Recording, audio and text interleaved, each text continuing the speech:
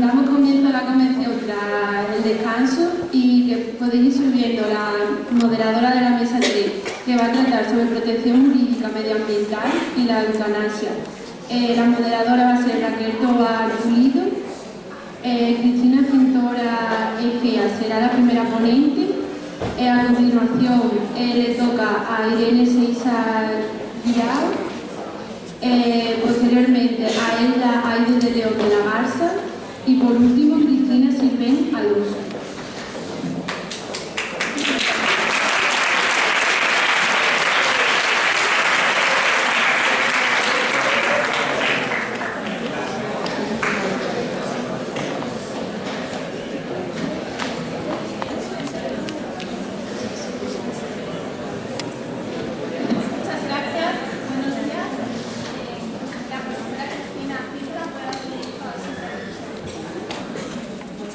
Buenos días a todos.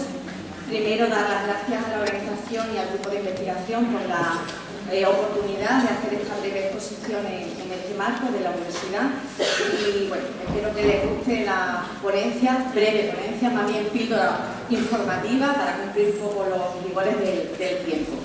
El título de la ponencia elegida es, si es posible, la retroactividad de la pensión de alimentos que se adopta dentro de un procedimiento de familia, pese a que sea un tema que ha sido muy tratado en universidades, en ponencias más ilustres que la de hoy, sí es cierto que es un tema de rabiosa actualidad y, jurídicamente hablando, muy utilizado, porque no solamente como profesora de la universidad, sino como abogada en ejercicio, es uno de los temas que más tratamos dentro de un procedimiento de familia cuando se va a fijar la pensión de alimentos en favor de los hijos. En este sentido, sí tenemos que partir de la base de que la obligación de alimentar a los hijos es una obligación indiscutible desde el momento que nacen esos hijos. Los padres están obligados a prestarles alimentos como parte o como manifestación de lo que es su deber de cuidado dentro de lo que es el ejercicio de la patria potestad. Además de esto, el Código Civil en el artículo 92 nos recuerda que esa obligación de alimentar no va a extinguirse ni se va a eliminar por el simple hecho de que se produzca un divorcio, una separación legal o una nulidad matrimonial. Ese hecho, esa ruptura, incluso la ruptura de pareja, donde en el entorno de esa pareja haya habido hijos, esa ruptura no va a suponer, por tanto, como digo, la extinción de la pensión alimenticia que se haya fijado. Y además, en el artículo 93 del Código Civil se facilita o se posibilita la pensión alimenticia, es decir, la imputación de una pensión alimenticia a los mayores de edad, no solo a los menores, sino a los mayores de edad, siempre y cuando convivan dentro de lo que es el entorno familiar y no tengan posibilidad económica de sustentarse. Esto sí es cierto que hoy cada día se está dando más en los juzgados, es decir, personas, hijos con 30, 27, 28, 29 años, 30, que siguen en el hogar familiar y que no consiguen independizarse económicamente, y se puede plasmar esa obligación de alimentos con respecto a esos hijos. Si bien están poniéndose ciertos límites, ¿vale?, para que no sea algo, como digo, indefinido o perpetuo. En cualquier caso, la doctrina generada por el Tribunal Supremo ha venido a establecer que la aplicación del artículo 148 del Código Civil respecto a que se pueda retrotraer el devengo de la pensión de alimentos al momento de la presentación de la demanda, debe de aplicarse también a las pensiones en las que se establece a favor de menores de edad. Es decir, una retroactividad que está pensada para la petición de alimentos dentro del entorno de los alimentos aparientes, de la obligación de los alimentos aparientes, el Tribunal Supremo ha entendido que eso también se va a aplicar a las pensiones de alimentos que se solicitan dentro de lo que es un procedimiento en el que hay una separación, un divorcio o una ruptura para garantizar esos alimentos a los menores de edad de ese entorno. En este sentido, nos vamos a encontrar con varias situaciones. A lo largo de distintos procesos judiciales nos podemos encontrar con distintas situaciones. La primera de ellas sería el plantear cuando una pareja se divorcia o rompe, y habiendo hijos menores, el juzgado, a petición de las partes, y si el Ministerio Fiscal lo va a establecer, se va a solicitar una pensión de alimentos a favor de esos hijos menores de edad. Pues bien, siendo esa la sentencia la que en primer lugar establece esa pensión alimenticia, el Tribunal Supremo establece que la regla general es la retroactividad y, por tanto, el progenitor que esté obligado a abonar esa pensión de alimentos deberá de abonarla desde el momento en que se interpuso la demanda. ¿Vale? Desde ese mismo momento, en la aplicación del 148 del Código Civil, establece la obligación por sentencia de que esa pensión de alimentos no se abone desde el momento en que se dicte la sentencia, sino con carácter retroactivo desde el momento en que se interpuso la demanda judicial. Que aquí en España puede ser interesante porque un procedimiento judicial contencioso podemos estar hablando que la solución, la sentencia la podemos tener en 6 meses como poco, ¿vale? Hay procedimientos que se alargan incluso un año si tenemos que intervenir en intervención del menor, la exploración del menor, el equipo psicosocial, etc. Con lo cual, de esta manera también se garantiza ese abono de la pensión a los hijos. Segundo supuesto que podemos plantear sería que, teniendo ya una sentencia que obligue que imponga la pensión de alimentos a favor de un progenitor, se solicite por uno de ellos una modificación de esas medidas de la pensión de alimentos, bien subiéndola, bien incrementando esa pensión de alimentos, o bien a la baja, disminuyendo cuando se han alterado las circunstancias o se han modificado las circunstancias en las que se fijó la pensión de alimentos existente en el momento de fijar esa pensión.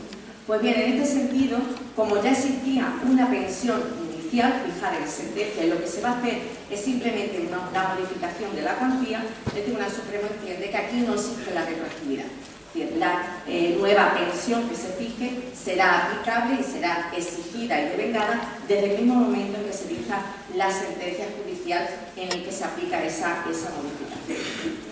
Otra posibilidad sería plantear esa modificación de medidas definitivas en un procedimiento en el que se cambie el progenitor que va a tener que abonar, tiene la obligación de abonar esa pensión.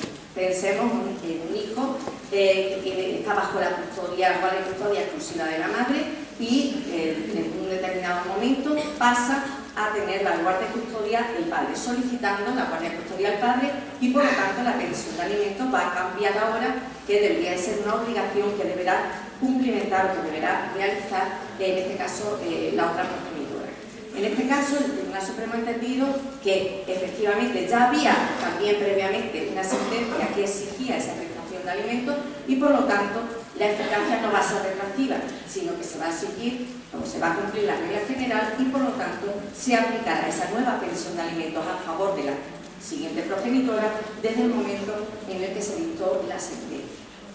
Pero si rizamos más todavía el rizo, existen procedimientos judiciales en los que se solicita un cambio en el régimen de custodia, donde pasamos de una custodia compartida a una custodia monoparental. En este sentido, en España es muy habitual que, habiendo un régimen de custodia compartida, no exista lo que es la pensión de alimentos, ¿vale? Sino que una vez que se establece la custodia compartida, en el tiempo que el menor se encuentre con cada uno de los progenitores, que ellos harán frente a esos gastos, excluyendo los gastos exclusos, o sea, los gastos extraordinarios que serán cubiertos por mitad. Por lo tanto, nos encontramos con una sentencia inicial de custodia compartida que no prevé esa prestación, no prevé esa pensión alimenticia. Y ahora cambiamos a una custodia monoparental en el que efectivamente habrá que implantar esa medida de la pensión de alimentos. En este caso se aplica de nuevo la retroactividad de la pensión de alimentos, puesto que en la primera sentencia no encontramos esa pensión ya regulada en la sentencia. De tal manera que la nueva pensión fijada con la sentencia en donde se otorga la custodia monoparental tenemos que la pensión de alimentos se verá, debe darse desde el momento en que se interpuso esa demanda. Y yo al final hago una última reflexión, y es el hecho de que en esos procedimientos donde se cambia de una custodia compartida a una monoparental, aquí yo me encuentro como letrada en varios procedimientos en los que el cambio no es ipso facto, sino que el progenitor que solicita ahora la custodia monoparental lleva ya un tiempo conviviendo con ese menor. Es decir, el menor se ha ido por su propia voluntad con el progenitor, ¿vale?, que desde ese momento está ejerciendo una custodia monoparental. En este caso, el Tribunal Supremo sí ha establecido que esa retroactividad no sea desde el momento de la presentación de la demanda, sino desde el momento en que se inició esa convivencia, puesto que el progenitor ya está desde ese mismo momento sufriendo, o mejor dicho, sufragando los gastos de lo que es la alimentación, por lo tanto, todos los conceptos que incluye la pensión de alimentos dentro de una custodia exclusiva, como sería este el caso. Como digo, ha sido todo muy breve. Muchas gracias por su atención.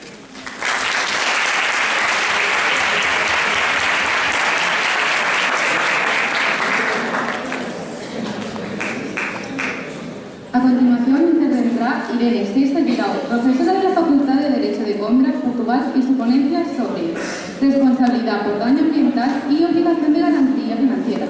Un balance. Olá a todos. Eu vou falar em português para não correr o risco de falar portunhol. Portunhol e português com acento ou espanhol, com sotaques com para que me entendam, tentarei falar pausadamente e também preparei um PowerPoint que acompanhará a exposição, os aspectos essenciais. Quero agradecer à organização o convite, é uma honra estar nestes trabalhos com juristas de renome da América da Europa. É um prazer e espero que seja o início de uma profícua colaboração entre a Universidade de Extremadura e a Universidade de Coimbra. Nós teremos muito gosto em receber todos os estudantes, todos os docentes também, para integrarem na nossa universidade. Enfim, começo então por agradecer o convite. O tema que trago hoje, responsabilidade por danos. Não se ouve? Responsabilidade por danos causados ao ambiente. Enfim, o tema geral são os desafios que o século XXI coloca ao direito, e nós podemos dizer que hoje não há maior desafio, dadas as circunstâncias em que nós transformamos a Terra, não é? E os perigos, o perigo em que a colocamos, não há maior desafio do que a proteção do meio ambiente. Ora, a proteção do meio ambiente faz-se através de muitas medidas públicas de outra natureza, mas faz-se também através de mecanismos de responsabilidade, nomeadamente de responsabilidade civil, responsabilizando precisamente aqueles que colocam os componentes ambientais em perigo. Quanto ao direito europeu da responsabilidade por danos ambientais, há um marco importante do direito da União Europeia, que é a Diretiva 2004/35, que foi transposta para os países da União, para os vários Estados da União, nomeadamente também para o direito português e o direito espanhol, que é aquele em que, digamos assim, faço a respectiva comparação. Digamos, um marco quanto à responsabilidade ambiental, porquê? Desde logo por esta circunstância, parte uma espécie de um pressuposto ou de uma orientação de um modelo ecocêntrico, no sentido de proteger o meio ambiente, as suas componentes, como um bem em si mesmo, independentemente dos danos que sejam causados a indivíduos concretos, à sua saúde, à sua integridade física, à sua propriedade, aos seus interesses económicos. Não são esses interesses que estão em causa nesta diretiva. O que está em causa na diretiva é a proteção do meio ambiente, aquilo que nós designamos por dano ecológico. O dano ecológico é o dano ao próprio meio ambiente. Portanto, esta autonomização do dano ecológico é um marco importante em todos os países da União, nomeadamente, nem no direito espanhol, nem no direito português, que era antes da transposição desta diretiva, protegia-se através dos mecanismos de responsabilidade civil clássica os particulares, relativamente aos bens da personalidade ou aos seus bens de natureza patrimonial, mas não havia esta preocupação básica com o meio ambiente.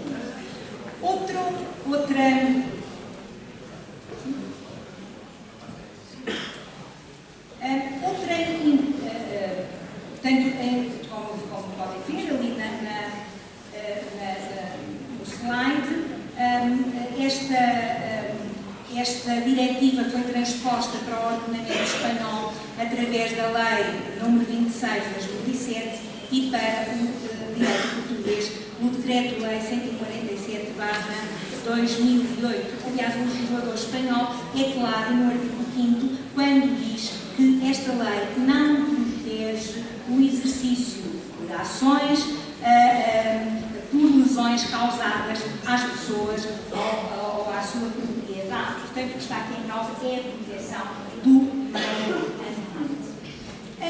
Em segundo lugar, a grande novidade ou o grande marco também desta diretiva, depois das respectivas leis ambientais, de responsabilidade ambiental, é a circunstância de se colocar numa perspectiva de prevenção.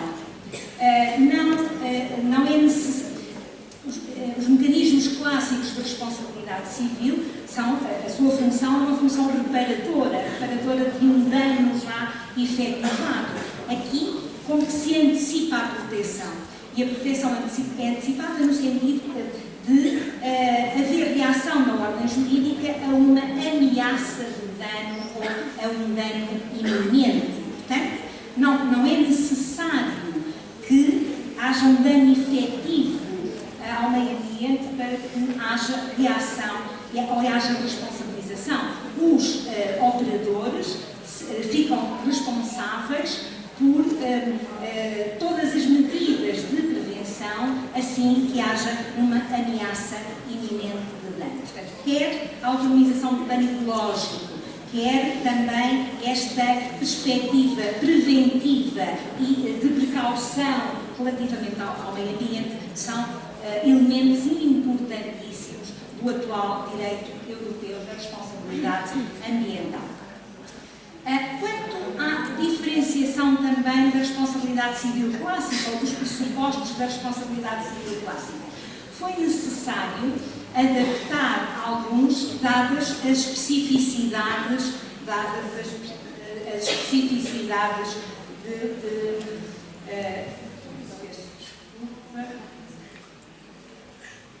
as especificidades ou as necessidades de proteção dos componentes ambientais. Em relação a um certo afastamento de alguns pressupostos da responsabilidade, uma certa reconfiguração. Em primeiro lugar, a objetivação da responsabilidade. Embora o sistema imposto pela diretiva seja um sistema híbrido, só algumas atividades, as atividades mais perigosas, é que estão sujeitas à responsabilidade objetiva, ou seja, responsabilidade que não depende de culpa, independente de culpa, basta a criação de um risco e o aproveitamento desse risco para que imediatamente o operador seja responsável. Segundo elemento, um aligeirar da prova do nexo causal. É muito difícil, dada a circunstância de, para os danos ambientais contribuírem múltiplas condições ou múltiplas causas, é muito, por vezes, difícil estabelecer um nexo de causalidade entre o facto danoso, entre o incidente ambiental e o dano produzido. E, portanto, nesse sentido, aligeirou-se aqui também a prova da causalidade. No direito espanhol, através de uma presunção de causalidade que inverte a carga probatória, o ónus probatório, no direito civil português, através de um outro mecanismo do artigo 5º. Outra reconfiguração dos pressupostos tem a ver com o prazo de prescrição. O prazo de prescrição na nossa responsabilidade extracontratual do direito português é 3 anos, a contar do conhecimento do direito. Ora bem, completamente desadequado aos danos ambientais. E nessa medida veio a lei estabelecer um prazo de 30 anos, portanto, tanto a lei espanhola como a lei portuguesa. Um dos princípios básicos também desta diretiva é o princípio do poluidor pagador, ou seja, a ideia de quem polui paga. Digamos que em termos de justiça distributiva, é mais justo, ou seja, quem aproveita uma determinada atividade capaz de causar risco ou dano ao meio ambiente deve suportar todos os custos que sejam necessários ou todas as despesas necessárias para repor o ambiente no estado em que estaria ou para afastar a ameaça a esse bem ambiente. E é aí que chegam as garantias financeiras. A diretiva comunitária faz apenas recomendações, portanto é uma diretiva de harmonização mínima. Faz apenas recomendações aos Estados para desenvolverem mecanismos de garantia financeira. As garantias financeiras obrigatórias visam efetivamente prevenir que a incapacidade, os danos ambientais podem ser de grande valor e são normalmente de muito grande valor, e para prevenir a eventual incapacidade financeira dos operadores e fazer com que, afinal, o dano ambiental venha a ser suportado pelos contribuintes através de impostos. Portanto, a fixação de garantias financeiras obrigatórias é uma medida que permite densificar ou concretizar o poluidor pagador, ou o princípio de quem polui paga. Portugal e Espanha impuseram estas garantias, estabeleceram estas garantias, foram dos poucos países da União Europeia que o fizeram, mas a União Europeia, vou passar aqui para o último, veio através de uma resolução, precisamente agora em 2021, em 2021 veio fazer, de alguma maneira, recomendações ao Conselho. O Conselho veio fazer recomendações à Comissão no sentido de alterar a diretiva e de alterar a diretiva no sentido de impor a todos os Estados-membros a constituição de garantias financeiras. Podem ser seguros de responsabilidade civil, podem ser garantias bancárias, pode ser um aval bancário, pode ser a constituição de um fundo ou de uma reserva técnica para fazer face aos custos ambientais, mas permite desde logo essa distribuição pelos operadores dos respectivos custos. E permite duas coisas mais, ou seja, na lógica da prevenção, a constituição obrigatória de garantias financeiras permite também que se avaliem os riscos. Porquê? Para calcular o valor da garantia, dia, o operador tem que fazer necessariamente uma análise dos riscos da sua atividade. Isso é uma forma, digamos, um mecanismo, um instrumento de grande valor no sentido de permitir a maior prevenção, ou seja, identificando quais os riscos da sua atividade, pode, de uma forma mais efetiva, preveni-los e evitar a ocorrência de danos. Finalmente, também, de alguma maneira, essa consciencialização dos riscos da atividade faz com que os operadores tenham uma maior consciência ambiental e mais, hoje nós sabemos que no mercado a ideia de marca verde, não é? As marcas, as atividades querem estar ligadas a uma consciência ambiental, ou seja, à ideia de uma atividade limpa para o ambiente, que pode ser de grande importância para a imposição das marcas do próprio mercado. E esta consciencialização é importante. Garantias financeiras, garantias financeiras como um mecanismo importantíssimo para concretizar a ideia do consumidor-pagador e, além disso, para prevenir os danos ao ambiente. É uma perspectiva diferente da perspectiva clássica de responsabilidade civil, mas ainda assim um passo importante na prevenção e na proteção do meio ambiente através da responsabilidade. A Comissão Europeia teve consciência disso e, tendo consciência disso, veio precisamente, a Comissão não, o Conselho veio precisamente junto da Comissão, pedindo a revisão da diretiva e impondo que, de alguma maneira, passe a existir em todos os países da União Europeia, que também é importante para manter a concorrência, digamos assim, entre todos os países do mercado único, veio impor, ou pretende impor,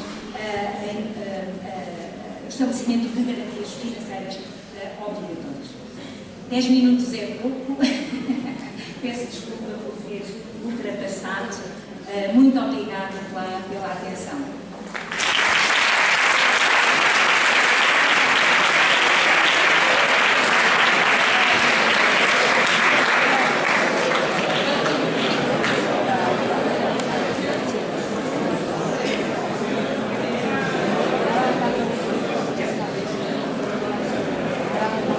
A continuación seguirá Elsa Aide, de León de la Garza, profesora investigadora de la Universidad Autónoma de Nuevo León, México.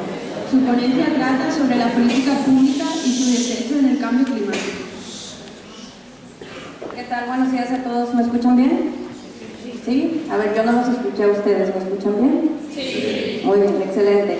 Bueno, pues no sé si se dieron cuenta, pero en el programa viene un código QR donde van a poder descargar un examen sorpresa de esta mesa. ¿Ya lo encontraron?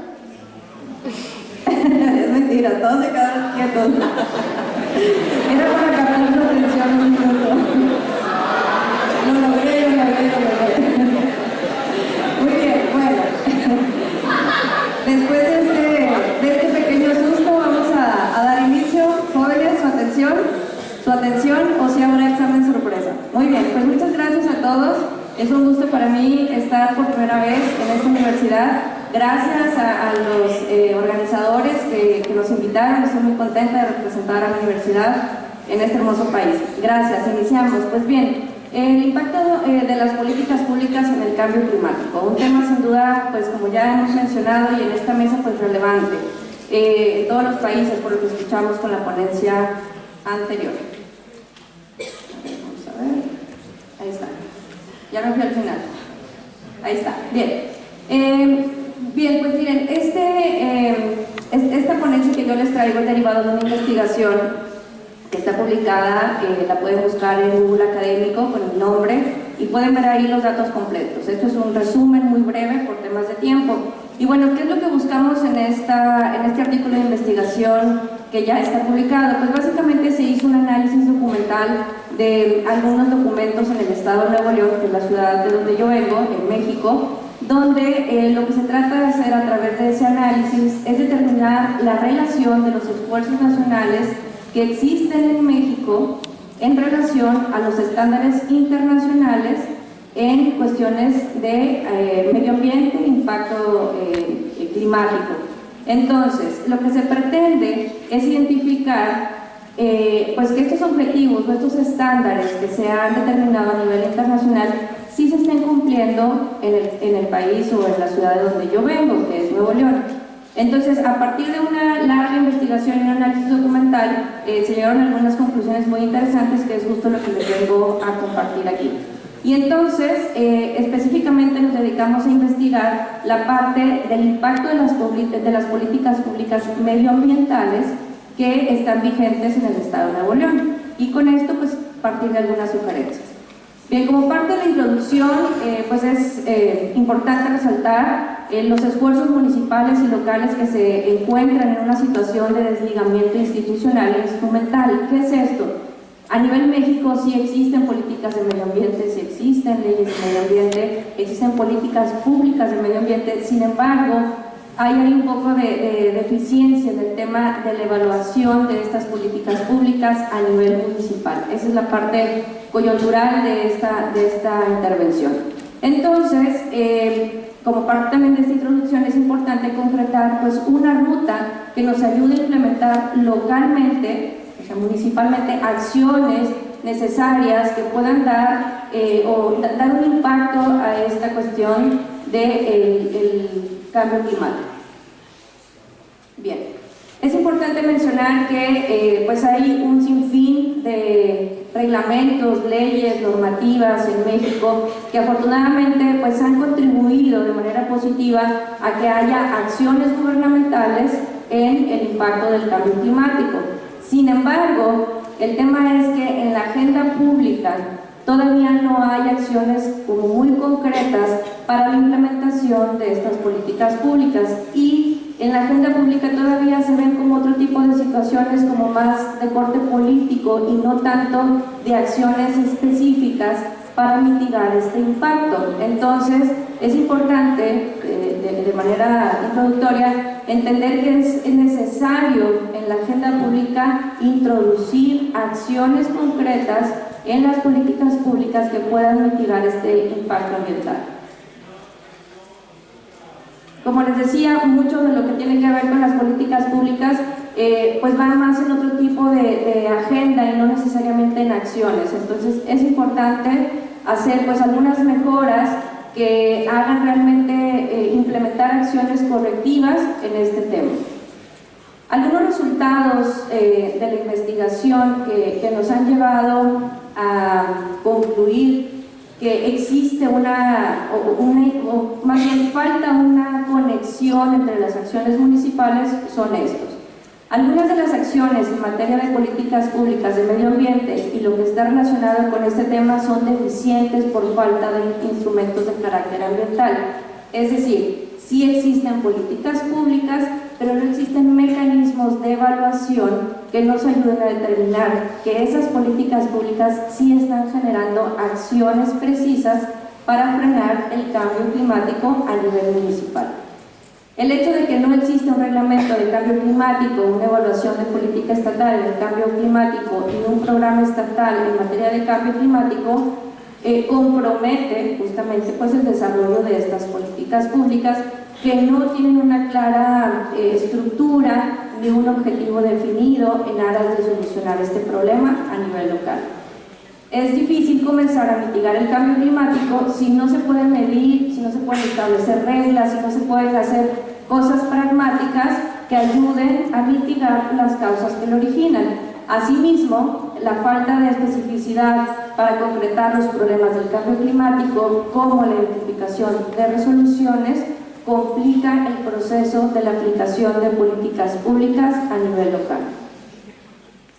Como parte también de estos resultados, nos dimos cuenta a partir de esta investigación que los instrumentos de políticas públicas descritas y la operatividad, que es un tanto difusa, resulta un problema de involucramiento en las instituciones que corresponden al gobierno de Nuevo León.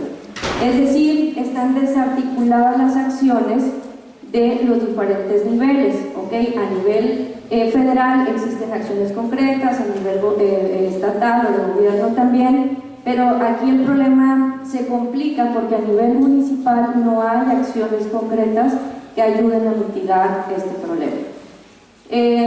Por otro lado, como parte de los resultados, el papel del Estado de Nuevo León en la Estrategia Nacional del Cambio Climático, en la Política Nacional del Cambio Climático, es el de contribuir estatal y municipalmente mediante planes y programas que inciten a concretar políticas públicas eficientes que estén en sintonía con estándares nacionales e internacionales.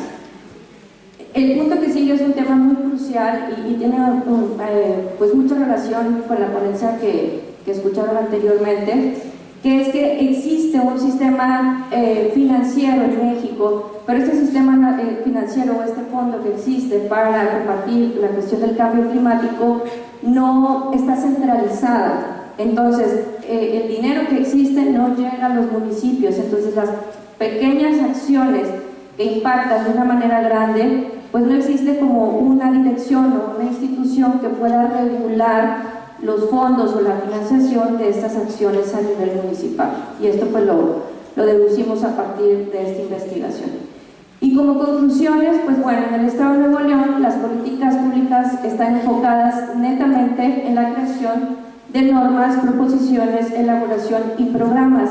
Entonces, habrá que pensar en otras formas de comenzar a inspeccionar, medir y controlar los efectos del cambio climático. También la falta de un estímulo económico en las comunidades locales, como les decía, está centralizado en los fondos, pues termina de explicar esta deficiencia en la planeación de las políticas públicas a nivel municipal. La necesidad de articular instituciones que estén justamente descentralizadas con las naciones o con la parte federal es un paso fundamental para establecer una gestión adecuada del medio ambiente. Y por último, pues es necesario contar con una institución de recursos económicos descentralizada para que pues nos ayuden de alguna manera a administrar o gestionar de mejor manera estos fondos y las acciones que mitiguen el cambio climático puedan ser más precisas a nivel municipal. Y bueno, les dejo mi dato de contacto y por su atención, muchas gracias.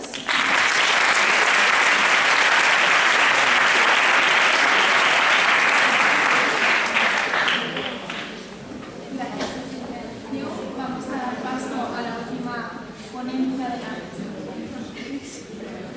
Como última intervención de la mesa, Cristina Sirven Alonso, abogada y miembro de la Fundación de la Comunidad Valenciana para la gestión del Instituto de Investigación Sanitaria y Biomédica de Alicante,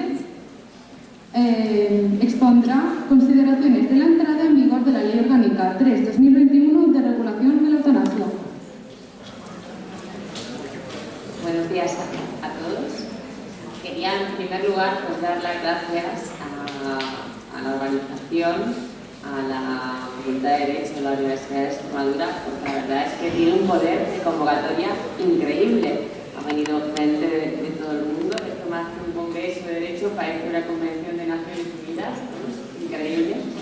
Y bueno, como siempre, personalmente, como no, al profesor Ángel, a Antonio, a Manuel y también, por supuesto, a CEDAL, que nos permite esa unión y poder ver el derecho comparado, ¿no? Ver desde distintas regulaciones, son poquitos sitios, podemos encontrar profesionales de tantos países y tener pues, esa riqueza. Luego, gracias también a la organización de los chicos y chicas que nos están cuidando, debemos de decir muy bien, o sea que por nuestra parte pueden ponerle muy buenas notas, eso queríamos dejarlo presente. Y sobre todo también a todos vosotros y vosotras que estáis sentados, porque es difícil prestar atención tanto tiempo, con tanta carga de materia tan diversa. Entonces, bueno, pues daros las gracias a todos por estar aquí. Y ya sin más preámbulo, el motivo por el cual yo voy a hablar de la ley de la eutanasia es porque actualmente trabajo en el Instituto de Interés Público de Investigación Médica y Sanitaria. Estoy rodeada de profesionales del ámbito médico, de investigadores, que nos ven a los abogados y a los juristas como bichos raros. Y hay una ley reciente, desde el 2021, la Ley Orgánica 3 de 2021, que regula la eutanasia. Claro, como ahí también tiene parte en todo este proceso médico, por los pasillos me preguntaba mucho, ya ha dado lugar a muchas dudas y mucho debate. Entonces digo, voy a traer este tema a la mesa. ¿Por qué? Porque no solo es un debate jurídico y político, sino también que tiene connotaciones morales y sociales. No podríamos imaginar la ley de la eutanasia si no es un estado laico, es decir, por toda la connotación moral que tiene.